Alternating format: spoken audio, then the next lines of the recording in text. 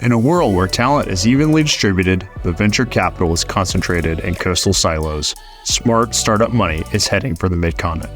Welcome to the Midcon Markup, a podcast that uncovers the inspiring stories of our visionary tech entrepreneurs and the investors who believe in them. I'm your host, Cody Merrill with Cortado Ventures. Listen, learn, and make your Midcon Markup.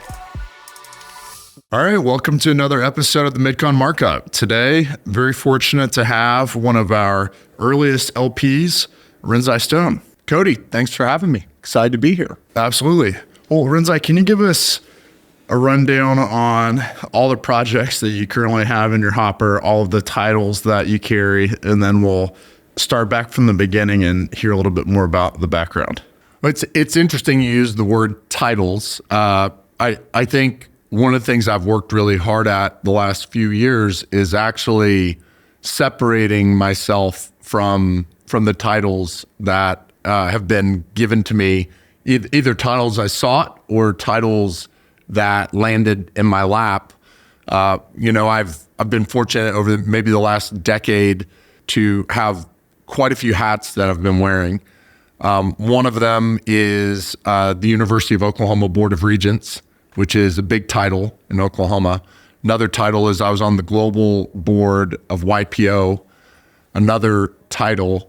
And I think the title I'm probably proudest of is that I've really leaned into husband and father with my wife and my two boys, Jackson and Walker. But then I'm also really working on a couple big projects that require leadership and vision and require organization and discipline, but don't necessarily come with a whole lot of accolades.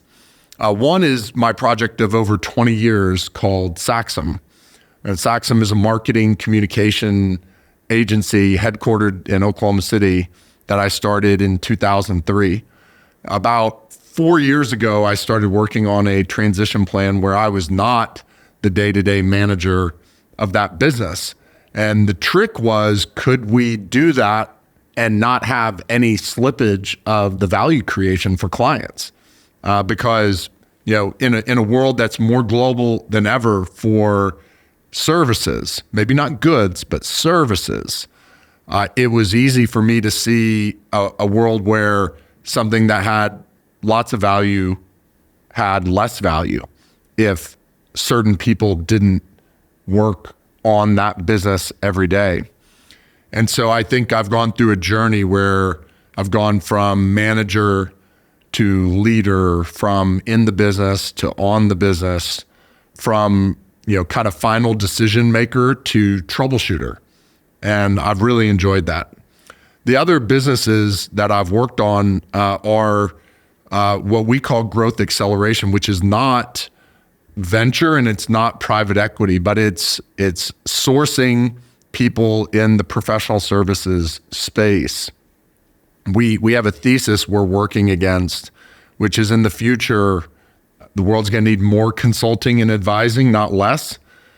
Institutions, organizations, companies are going to look increasingly to external players to help them understand what's happening in the world. And so I'm making investments in people who have revenue and a niche that they're an expert at. And we're wrapping this all around something called Obsessed for Good, which is the idea that no individual client is so special that they compromise the good of the whole. And so we're working really hard on the idea of putting more good into the world through consulting. And I'm really proud of that. And then finally, what you and I have talked a lot about is the Citizen Project, which is this 160,000 square foot building that's currently a bunch of glass and concrete about a mile from where we sit right now. Can you walk us back to your early years? Where did you grow up? Have you always been the tallest kid in school? Was basketball always a passion of yours? And then everybody's got to be a little bit interested in, you played basketball at OU. So maybe talk about that and how that's helped springboard you into your career. Sure, thanks. Grew up in Tulsa, Oklahoma. I was not born in Oklahoma. I was born in Florida. My mom and dad moved to Oklahoma when I was almost 3 years old. Oklahoma is the only place I've ever considered home. When I was in high school, I was fortunate enough to be a recruited student athlete. And honestly, I could have gone to almost any college in the country to play basketball. I was always the tallest. But I'd like to think that my height was just one of the things God gave me. But my work ethic and growing up in a family where I had two parents who loved me and nurtured me and encouraged me and pushed me was really the secret to my success. But I elected to go to the University of Oklahoma, in part because I loved Oklahoma, but in part because I really connected with the coach at the time, Kelvin Sampson, who ended up being one of the most important people to ever be in my life, and continues that way today. He's like a second father to me. But I grew up in Oklahoma. I went to the University of Oklahoma, and then really I decided that, hey, I want to live here. Like, this place is an incredible place to start a company. And what I used to tell people is, my friends was, hey, if there are 1,000 Renzis graduating from college and moving to Dallas, Texas, there are less than 1,000 Renzis graduating from OU and moving to Oklahoma City. And so I really felt that I was part of a smaller pond, but a pond that was growing, and a pond that had lots and lots of opportunity, that was deep in it, and it had opportunity to grow in depth and width. And I think that's the story of Oklahoma City over the last 25 years. It's been a place where an entrepreneur that had a vision and wanted to connect in the community and participate, meaningfully participate. I found that that's been my career, my life in Oklahoma. So growing up, did you want to be a professional basketball player? Well, sure. Every kid, like if you ask Jackson Stone, age 16, or Walker Stone, age 11, they're like, yeah, I'd like to be in the NBA someday. And Renzi at age 13 or 14 said, absolutely, I am on my way to being in the NBA.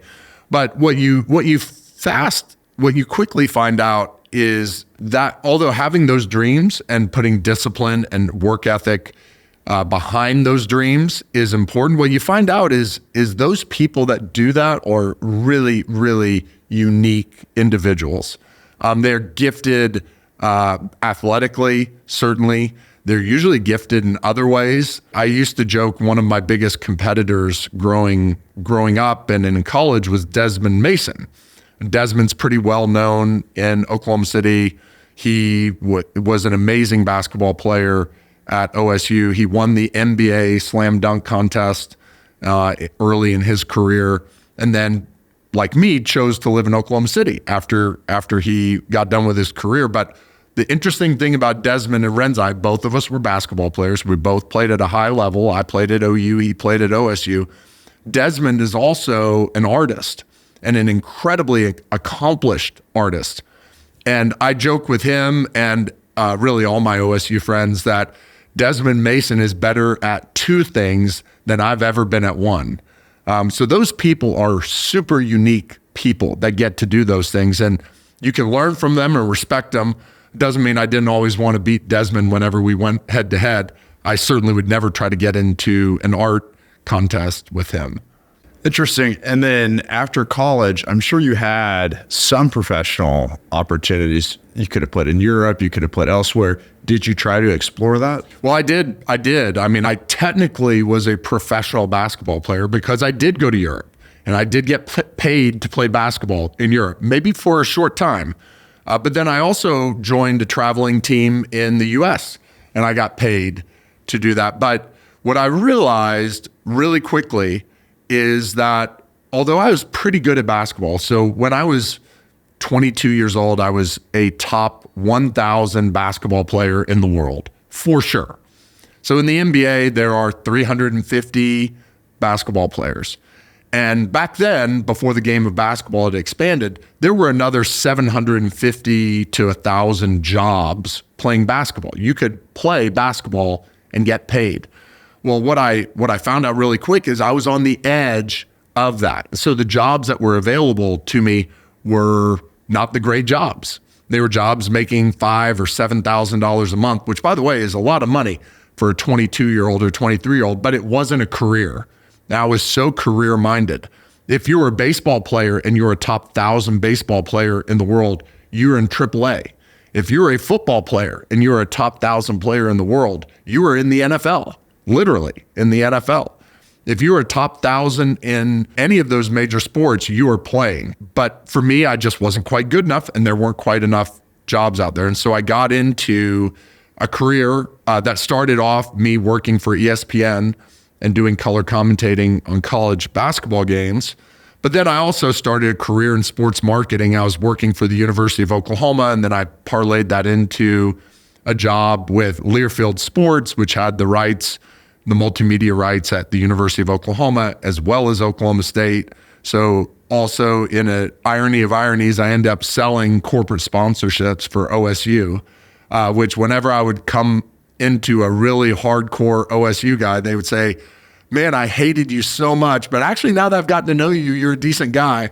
And that was the best compliment anybody could ever give you because we just had such an intense rivalry with those guys. But that's how I started my career. I was doing sports marketing, and I was starting to learn all about what it looked like to be a professional. I remember I was a history major at OU, and I remember that literally that first week in my job at Learfield Sports being taught how to use Excel. I didn't know how to use Excel. We didn't do that in liberal arts at OU back then. My career, just did great and took off. I ended up going to work for a political consultant. So I really liked politics back then, and I believed in the ideals of the people that served. And so I started supporting candidates and started getting involved in races. I was the youth chair for Right to Work in 2001, which ended up, I think, being one of the biggest things our state has had happen politically in the last 25 years. I went to work for this political consultant, just learned a ton, but also learned that I wanted to do my own thing. And so at the ripe age of 25, I started my first company, Saxon. And I joke with people that it was the perfect time to start a company because I was 25 and I knew everything. So there was nothing new to learn at 25. And it was a very humbling experience very quickly that you realize, oh my gosh, not only do I not know what I'm doing right now, but I am in way over my head. And so then I had to get back to my sports roots, grind it out, start reading more books, get up earlier, stay up later. And that pattern worked out for me and still is really the pattern I have today. I think you touched on something that would really resonate with a lot of people in our audience, and that's when you have an idea of where you want to take your career, it's easy to say, okay, I want to get more into marketing, but my history to this point has been in sports. So I'm going to start with sports marketing. And then by leveraging sort of a Venn diagram of what you're already known for and knowledgeable about and where you want to go, then that gives you time to learn more about marketing and then learn how to apply it to other disciplines. Man, Cody, you really nailed it. I think this is what every founder should know. When you are founding something, it must be central or adjacent to your life's experiences. Central or adjacent. It cannot be separate. So if I'm looking at the concentric circle or your Cortado circle sitting behind our microphone right here, I think the mistake so many people make is that they don't like what they're doing right now. And so they swing the pendulum.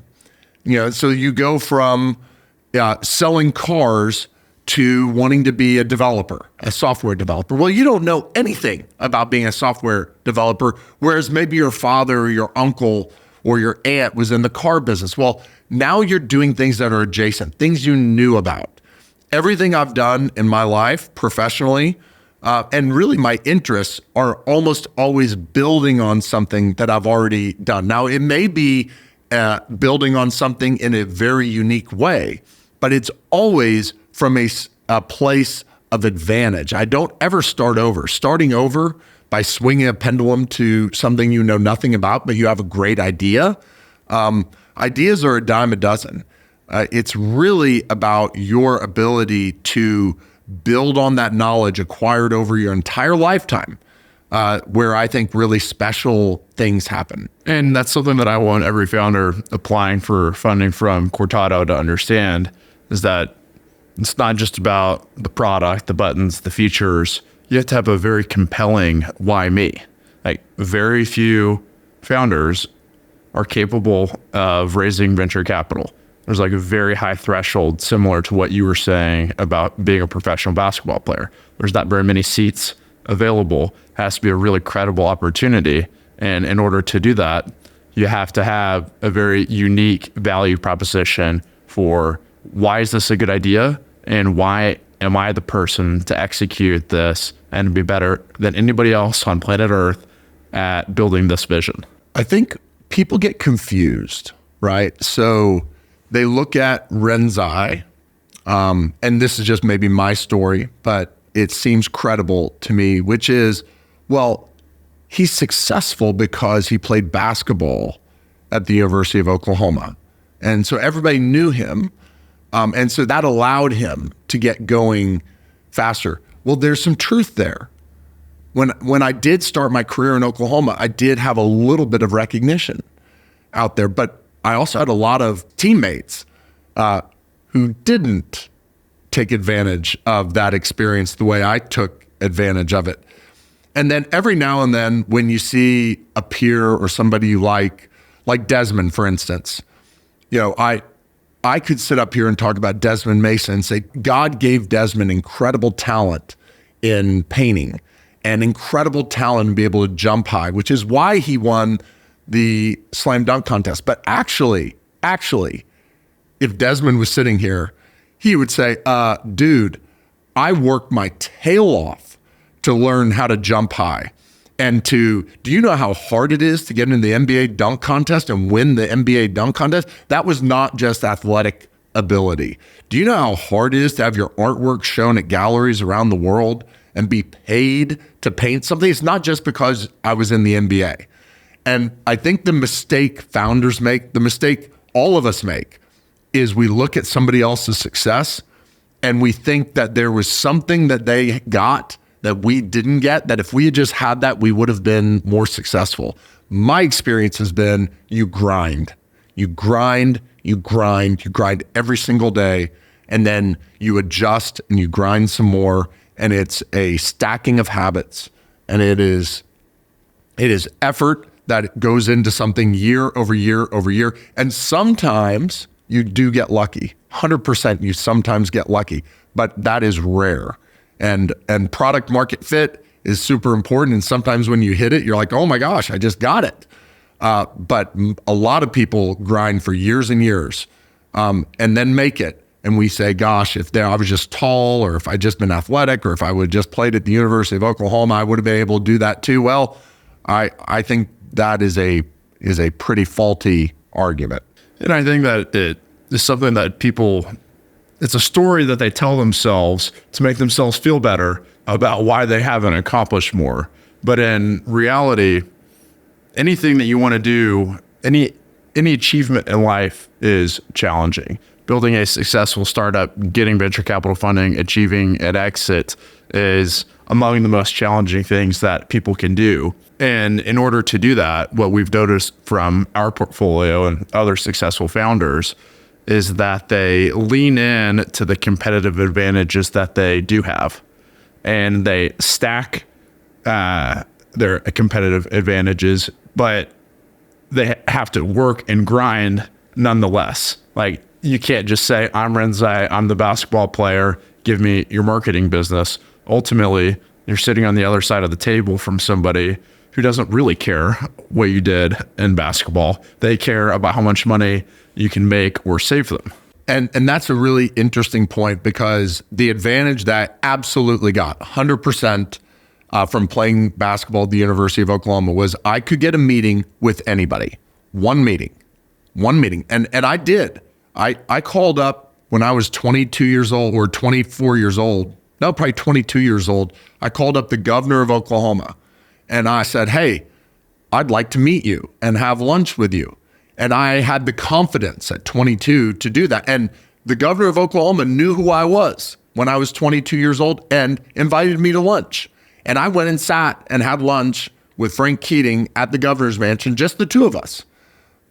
And that was absolutely because I played basketball at the University of Oklahoma. And I think probably because I'd represented myself well in that period of time. However, there is no second meeting with anybody if you're not creating value. There's no second meeting. Now, I've had people out there like Mark Nuttall or Marshall Snipes who have been mentors of mine. And those mentors will take meetings, as many meetings as you would want. I'd like to think that I was creating value for them too when we were getting together. But the idea that there's a free lunch out there, I absolutely got one free lunch from anybody I called, but it was very rare that somebody took a second meeting where I wasn't the one having to create some value for them.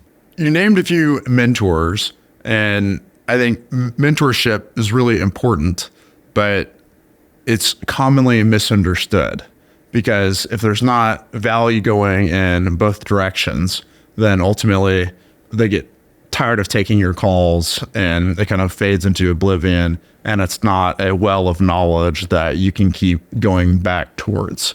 How were you successful in sourcing mentors that had knowledge and connections that you needed to get to the next level?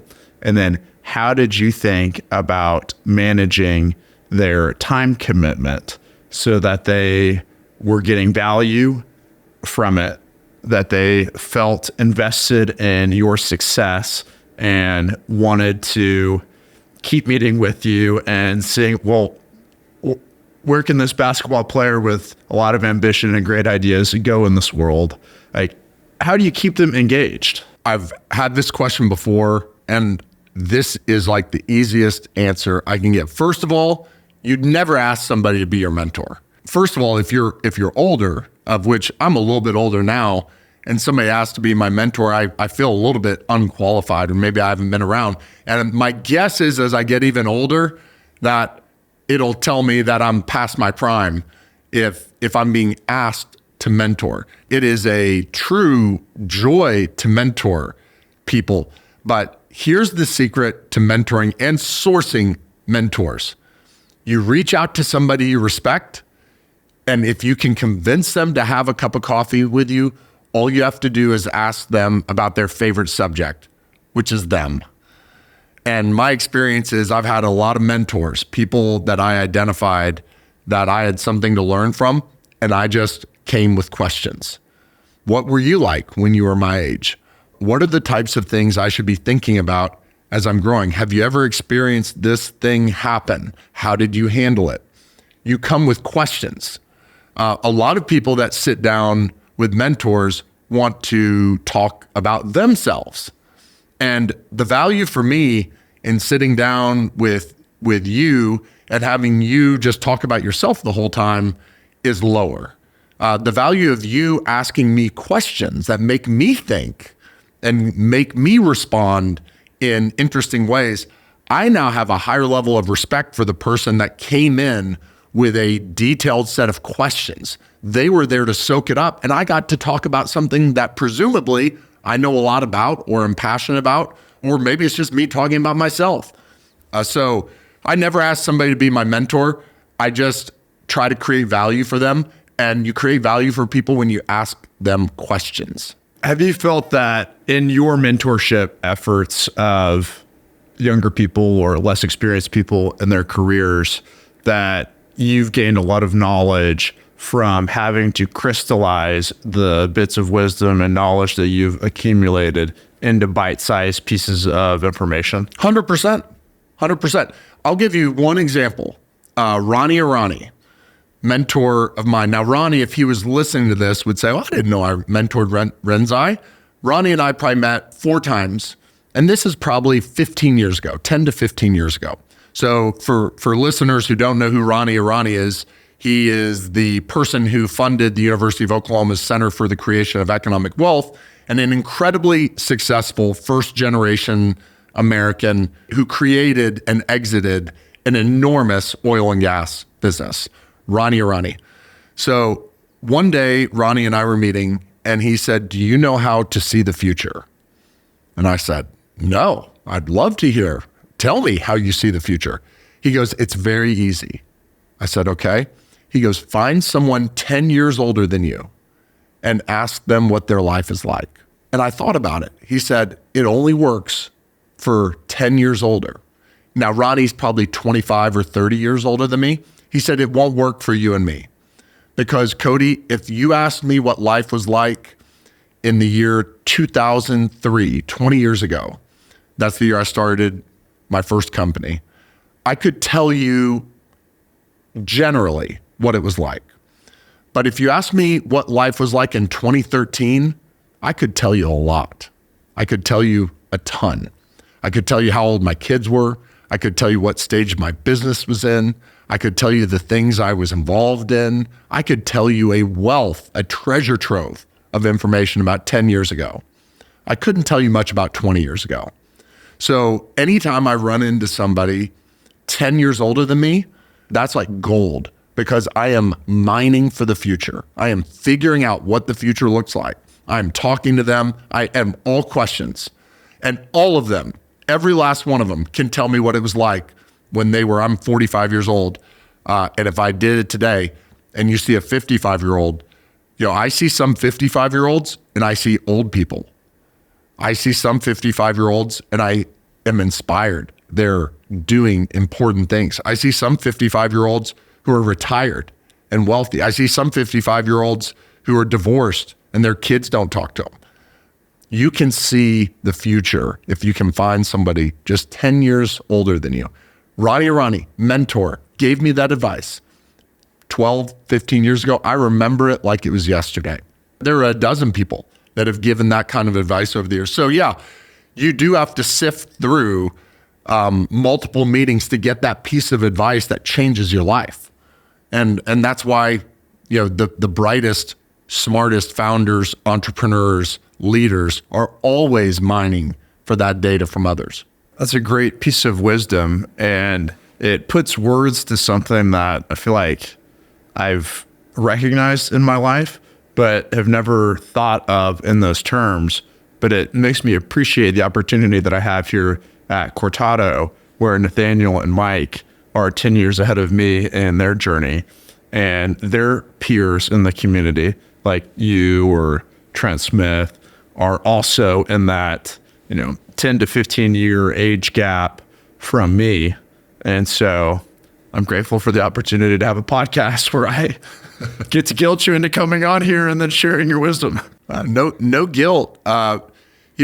Sharing wisdom is what it's all about. The people that hoard their life experiences and are stingy with helping others, those are not the kind of people that I want to be my mentors. It's interesting. I've only experienced this. This is my 10 years wisdom for you, Cody. What I've noticed is that as men, especially men, I don't have a sense about women as much, but men, as they get older, and it starts maybe not quite at 55, but maybe at 60, you go through a peak influence.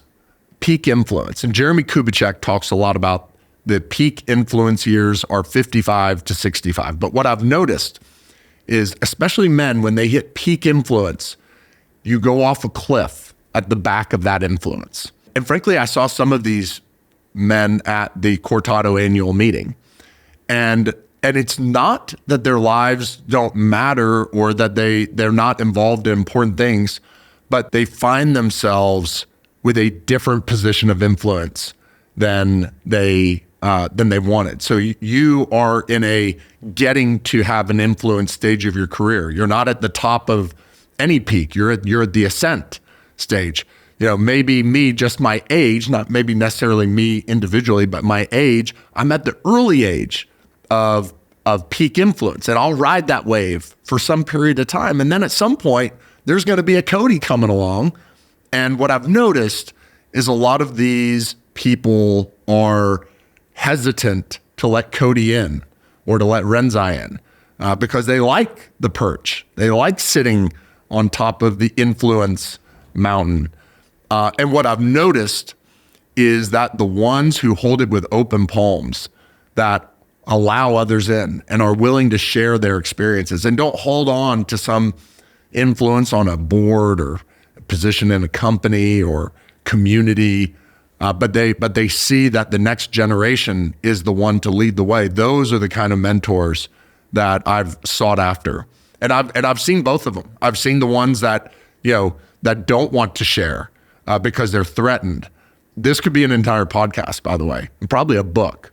But I think, for a founder out there, trying to find people who are open palm people that want to share, that know that you're not a threat, even if you're adjacent. Sometimes I'll meet with people in the marketing space, which has kind of been an expertise or communications, and I'll just share whatever it is that's on my mind. And the great thing about feedback is you can take it or leave it.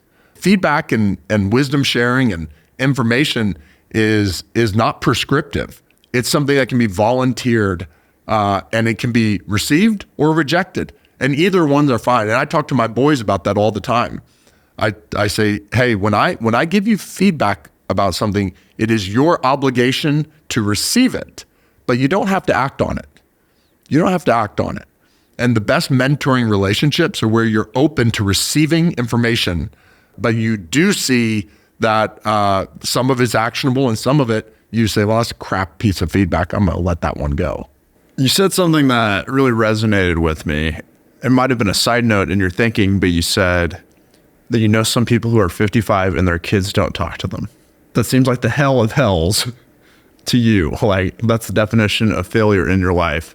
How is the definition of success and failure and life goals changed whenever you were at the beginning of your career to where you're at now? Man, I read a book a couple of years ago called Finite and Infinite Games, James Carse. Highly recommend that book. It's an easy read, but it's really about the idea of getting unattached to winning and losing, which is about the idea of winning is continuing to play, and losing is being eliminated from competition. And the book will talk about elimination is death. So games are meant to be played for joy. Nothing more, nothing less. So if you and I came up with a game to play, and we could play it in business and measure it by exit value or pre-money valuation or markup, if we can play that with joy, which is there are rules that we're applying to that. But the game is we get to keep playing. We get to keep playing. So success is not a destination. Success is something that you work at all the time, and it comes with setbacks. And I think the aha for me is I was trained in winning and losing. And so when you see a 11-year-old, I coach my 11-year-old's team.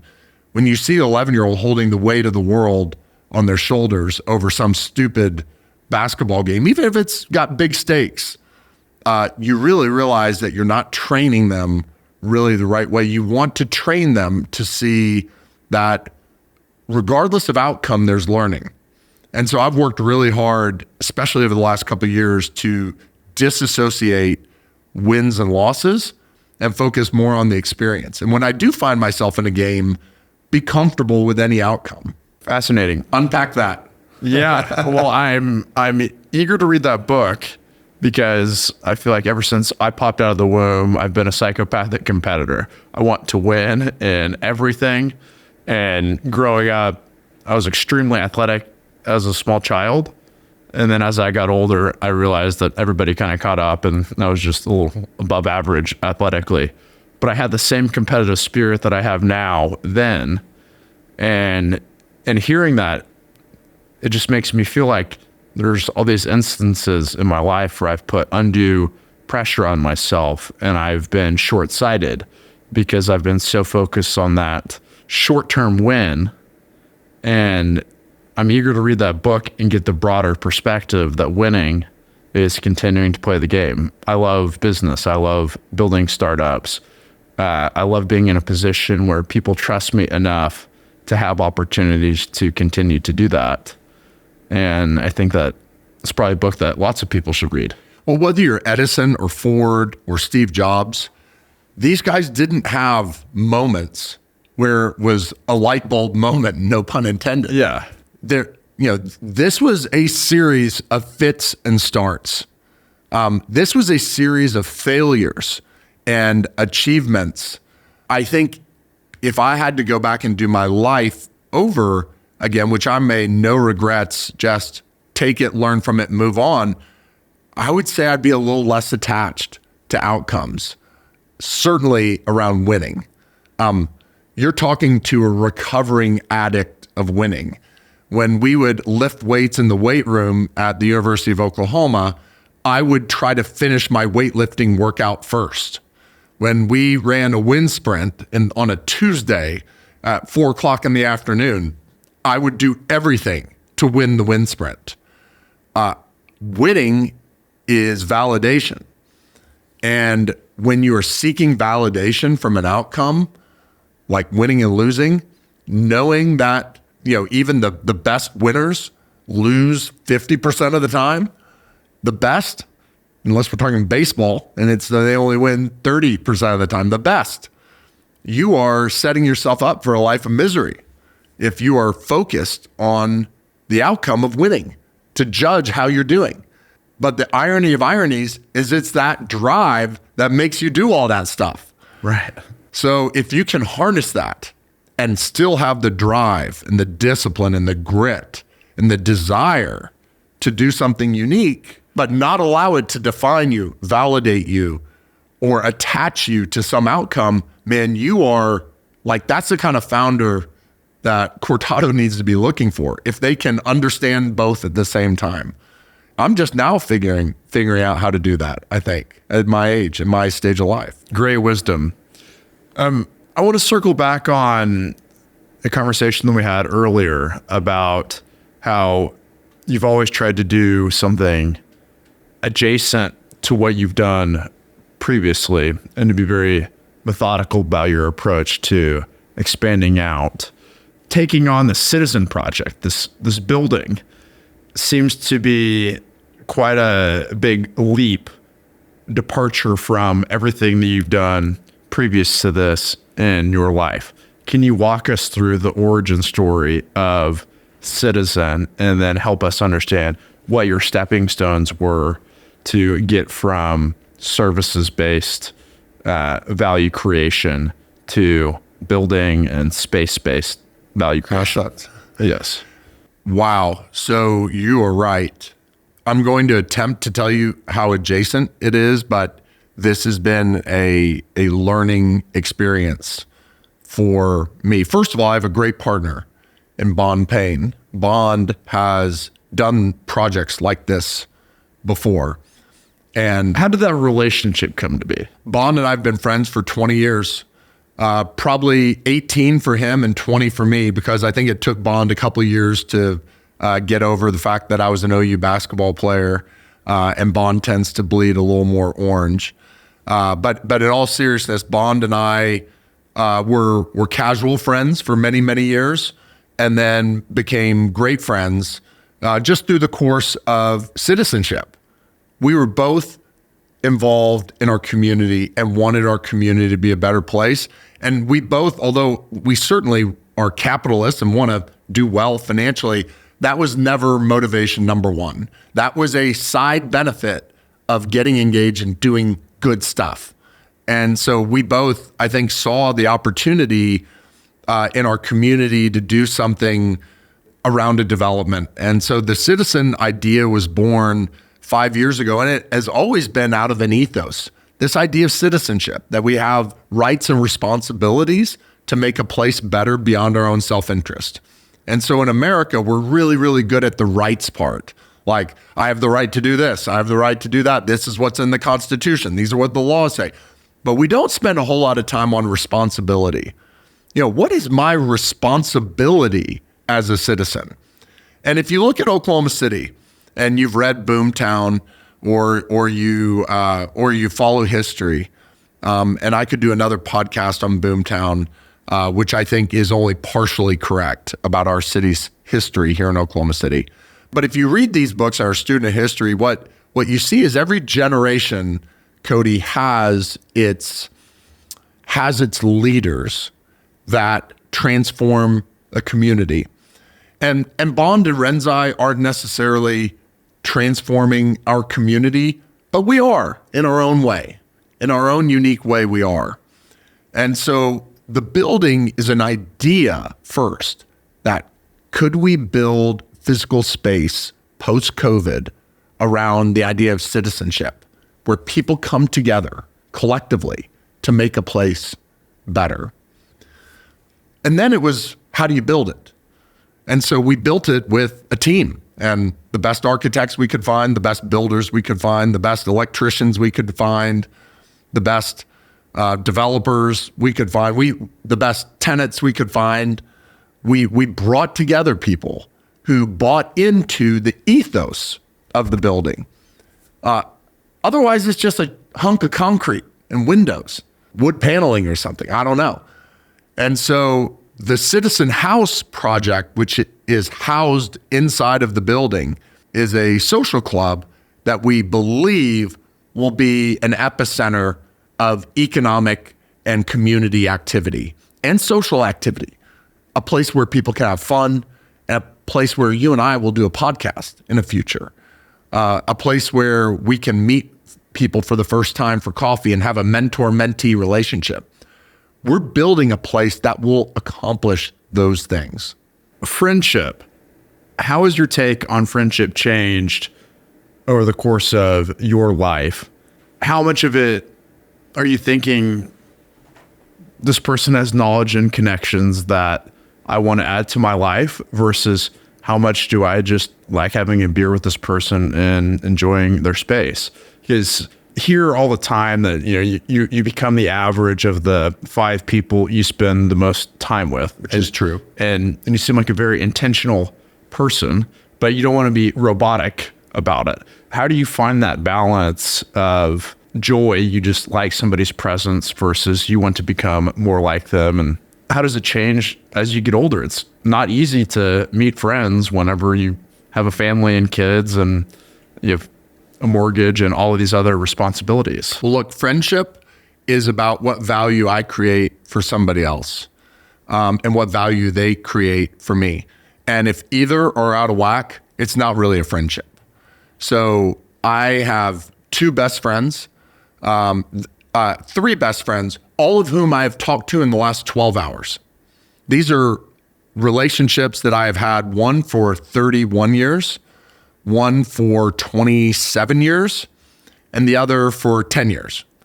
I have talked to all of them, I say in the last 12 hours, in the last 2 hours. I forgot one of them I texted with earlier this morning. I've talked to 3 of my best friends in the last 2 hours. My closest relationships give something to me, and I give something to them without any expectation of anything in return. Friendship is a choice. I never enter a friendship with the idea that maybe I'm going to get something. I get something because they're making the same effort. And so my friendships are deep and loyal, and they mean everything to me. I pray for my friends on a daily basis. Those relationships make life worth living. That said, I have different layers of friendship. So I have, my deepest, most important relationships, the people I talk to every single day. I have relationships that go out to, hey, these are friends. I care about them. I know who their spouses are. I know who their kids are. I know about their background. I know who their family is. I know what they're interested in. It goes out further than that. I respect this person. I like this person. I want to help this person be successful. I'm willing to invest time and energy in this person. It goes out further from that. Hey, I just met that person. I like them. We have had a beer, or we know each other from church, or we have some sort of business interest or cultural, social issue that we're interested in together. And it goes out to acquaintances. And I treat my acquaintances the same way. I don't go into any acquaintance thinking, what can I get from you? My experience is when you give, you get. And in all relationships, the ones that are character flaw or not, when I sense that somebody just wants something from me, I do not engage with them. I try my hardest not to spend time with them. Now, am I kind? Am I respectful? Always kind and respectful. But if somebody's trying to use me to leverage something in their life, that's not a relationship. I stay away from those people. And they're pretty, when you train yourself, because you know how you show up and behave, it's pretty obvious when it's happening. People that do that. And do you judge incorrectly at times? 100%. I've done that. I've judged somebody, multiple people incorrectly about that. Just quickly, you've already brought his name up. One of my longest relationships is with Trent Smith. I've known Trent Smith since he was 18 years old. Trent and I really never were friends until about 6 or 7 years ago. And I judged Trent incorrectly and he judged me incorrectly. Then he and I sat down one day and he aired a few things that had been on his mind, and my eyes were open. I didn't see it coming. And, I told him, gosh, that's not how I think about you. And ever since, he and I have just been fantastic friends. But it's not because I have something to gain from Trent or he has something to gain from me. We pour into each other's lives. He's always doing stuff to try to help me, and I try to help him. I don't know if that answered your question. Yeah. All of these are great heuristics for me, like me and anybody listening to this podcast. We're trying to think, how can we have richer, more fulfilling lives, but how can we also be more successful? And friendship is one of these things that provides great value to us. We know that it's important, but it's tricky to manufacture, right? And if you try to be too prescriptive about it, then it comes off and it becomes inauthentic. And what I'm hearing from you is that it has to be a genuine appreciation for the other person, that like, I can look at people in the community and say, wow, I really respect this person. I want to become more like this person. And then you can think, you know what? If I'm in a room with them, let me go try to talk to them. But you do such a good job about always thinking in terms of, how can I add value to them? How can I ask questions of them and get them talking about themselves, that the relationships that are meant to be, where the connection really is there, will manifest over time. And you just have to be very careful to never think about things in terms of transaction, of how do I get this person to do this one thing for me right now? It's a huge mistake that I made early in my career of, you see somebody, you want something, how do we get that deal done? That's when the winning and losing, the competitiveness kicks in. But if you'll be a good listener, you'll generally find out what people care about, and then you'll figure out how you can help them. And if you start there, how can I help Cody? Well, I can help him by showing up to his podcast. I can help him by speaking at the Cortado annual meeting. If I feel like it's an authentic, genuine relationship where I get what he's trying to do, if you were somebody that I know could do something for me, I'd like to think that I am intentionally listening with all range of people that can help me, people that can't help me. If you can listen to what people say, you will find out where their heart is and what they need assistance on, and where their pain is. If you can help people with pain, you're like a best friend to people. And so I'm always listening for pain. What is pain for somebody? And when you hear it, it's pretty easy to act upon. The other thing is, and there's all sorts of science on this, the only way to build trust is through vulnerability. They have to believe that you're a real person. So if Webster's word of the year this year is authentic, that's what they're getting after. They're getting after, we can sense the BS. We can sense when we're being played with AI or on social media. or in the media, for goodness sakes. We know when we're being played, but when we see something authentic, we want to get behind it. So today, I have a foundation. We've raised over $1 million to help families with epilepsy, with children with epilepsy, which is very close to us. And we also fund primary research. So I had a call with a dad who has a kid who has epilepsy right before I came over here. It's why I was a few minutes late. And he has put together an advocacy group to petition Congress to allocate more money for NIH funding for epilepsy. And it's just him and his wife, and he's got one other lady who I know a little bit who's funding his work. He was so authentic, Cody. He was so authentic. And he was vulnerable with why he was doing it. How could I not help him? I want to help this guy.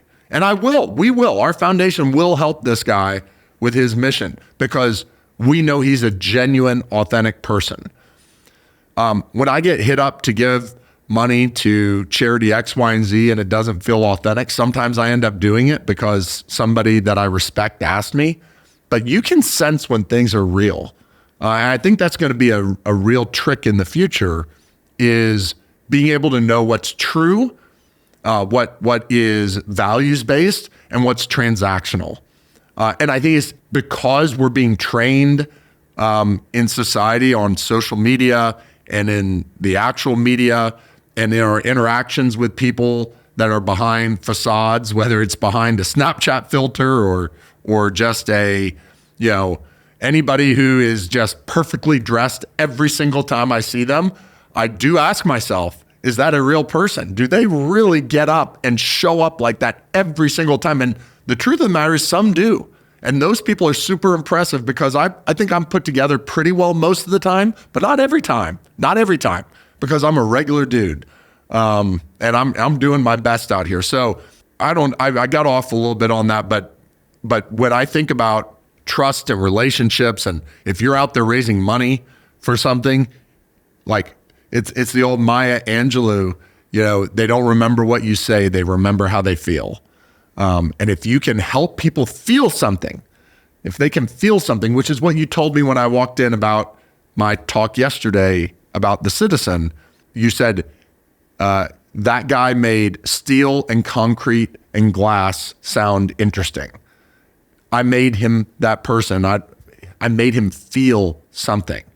And I think that's the ultimate act of authenticity, about trust, vulnerability. If people say, well, that's a real person trying to do something good. And I'm the first to say, man, I've screwed it up. I don't always nail it, make mistakes, judge incorrectly, but I'm always willing to get back up and keep going. Excellent. Okay. Last question. I know that we're short on time here. You said that you've talked with your 3 best friends all in the past 2 hours. Yep. What are these daily touch points like? Are you guys sharing memes? Are you trying to make each other laugh? Are you talking about projects? Is this something about your kid did this and you're proud of it and you want them to know? What are these daily communications like? Because I don't know very many people your age that are in that close communication with their friends. All right. Well, let's start with the first one. I shared a picture of our boys.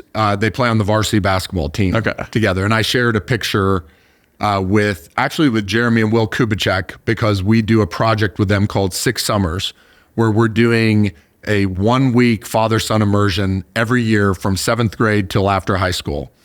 And Jack and Jackson are on the same basketball team, and they played in their first varsity game last night. So I shared it with him, and we had a back and forth about how awesome they're doing. And so that was one of the guys.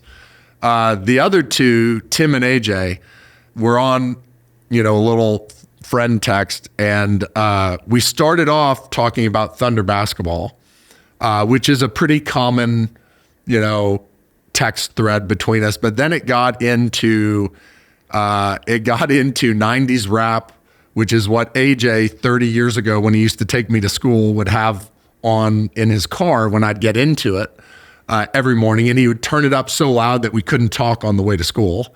And so we got onto that for a while. And then it bled into Tim, who lived in South Carolina, and how this one time he took me out to South Carolina and blew my mind, showing me all these things that I didn't even know existed with him and his group of friends.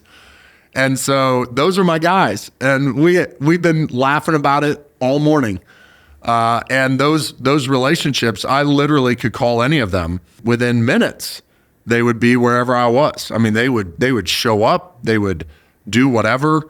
They've been the most important people in my life, besides my wife, who I probably should have talked more about. But Leanne is my ultimate best friend, babe. If you're listening, this is a very important point I want to make.